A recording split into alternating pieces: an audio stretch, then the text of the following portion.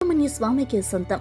దేవసేనాధిపతిగా సకల దేవగణాల చేత పూజలందుకునే దైవం కుమారస్వామి అని పురాణాలు చెప్తున్నాయి.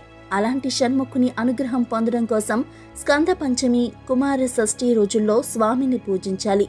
కుమారస్వామిని పూజిస్తే గౌరీ శంకరుల కటాక్షం మనకు లభించినట్లే. శివపార్వతుల తనయుడైన కుమారస్వామి గంగాదేవి గర్భంలో పెరిగారు.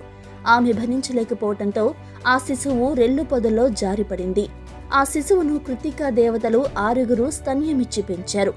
జారిపడినందున ఆ శిశువును స్కందుడని, రెల్లుగడ్డిలో ఆవిర్భవించటంతో శరవణుడని, కృత్తికా దేవతలు పెంచటంతో కార్తికేయుడని కుమారస్వామిని పిలుస్తారు. ఇక సుబ్రహ్మణ్య స్వామికి ఉన్న 6 ముఖాలకు ప్రత్యేకతలున్నాయి.